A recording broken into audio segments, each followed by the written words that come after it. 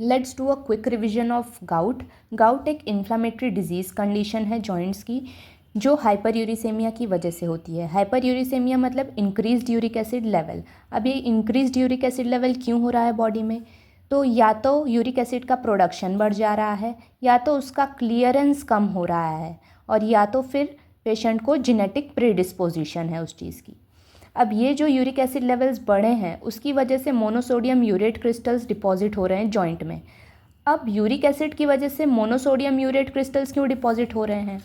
तो उसके लिए देखते हैं, हमारी बॉडी में डीएनए और आरएनए प्रेजेंट होता है, जिसमें प्यूरीन और पिरिमिडिन बेस प्रेजेंट होते हैं। अब ये जो प्यूरीन बेस है, जब भी सेल ब्रेकडाउन होता है तो वो कन्वर्ट हो जाता है यूरिक एसिड में।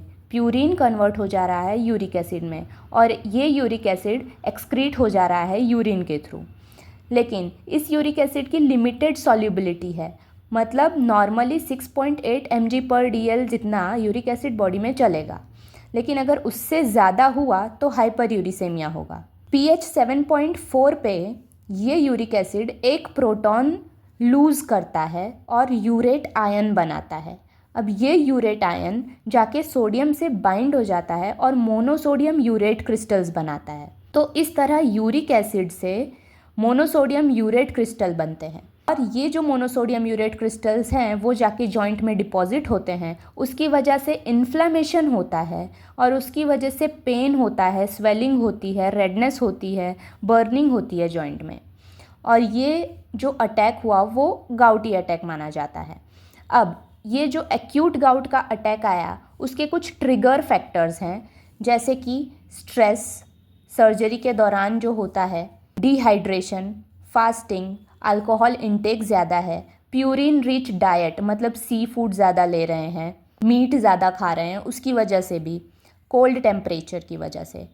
तो ये एक्यूट अटैक्स अगर बार बार आने लगे, अटैक्स अगर रिपीटेड हो जाए, तो उसकी वजह से क्रॉनिक गाउट होता है, और इन क्रॉनिक गाउट की वजह से टिश्यू डिस्ट्रक्शन होता है जॉइंट में, और आर्थराइटिस होती है। अब उसकी वजह से ये जो मोनोसोडियम यूरेट क्रिस्टल है वो परमानेंटली डिपॉजिट हो जाते हैं जॉइंट में, और टोफाई फॉर्म करते हैं। ये टोफाई क्या है? तो कुछ नहीं, जो monosodium urate crystals permanently deposit हुए हैं उसको टोफाई बोलते हैं। Irregular firm nodules just beneath the skin. और यूजुअली ये टोफाई हमें एक्सटेंसर सरफेस पे देखने को मिलते हैं, फिंगर्स के, हैंड के, एल्बो के, एक्िलिस टेंडन पे भी देखने को मिलेगा, और हेलिक्स ऑफ ईयर पे भी देखने को मिलेगा।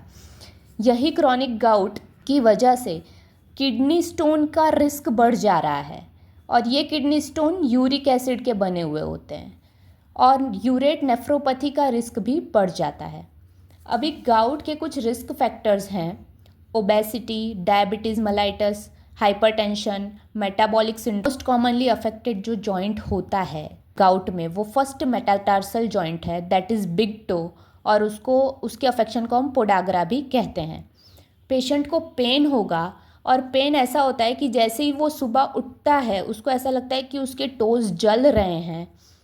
उसको वेट, जो शीट्स का जो वेट है या जो उसका टच है, उसकी वजह से भी पेन होता है। पेन इतना सीवियर होता है कि उसको वर्स्ट पेन एवर कहा गया है। Gout apart from small joints वो नी, एंकल, रिस्ट और एल्बो को भी अफेक्ट करता है। अब इसकी इन्वेस्टिगेशंस देखते हैं। तो इन्वेस्टिगेशंस में आर्थ्रोसिंथेसिस जो है वो गोल्ड स्टैंडर्ड इन्वेस्टिगेशन मानी जाती है। आर्थ्रोसिंथेसिस करवा के हम उसमें मोनोसोडियम यूरेट क्रिस्टल्स को देखते हैं, और वो हमको नीडल शेप दिखेंगे माइक्रोस्कोपी पे, और नेगेटिवली बायरेफ्रिंजेंट होते हैं, मतलब येलो कलर के दिखते हैं पोलराइज्ड माइक्रोस्कोपी पे। वहीं अगर हमें कैल्शियम पायरोफॉस्फेट डाइहाइड्रेट क्रिस्टल्स दिखाई दे रहे हैं, मतलब वो रोम्बॉइड शेप के होते हैं और पॉजिटिवली बायरेफ्रिंजेंट होते हैं। अगर हमें ये क्रिस्टल्स दिख रहे हैं तो सूडो गाउट है, ट्रू गाउट नहीं है। ट्रू गाउट में हमें मोनोसोडियम यूरेट क्रिस्टल्स देखने को मिलते हैं।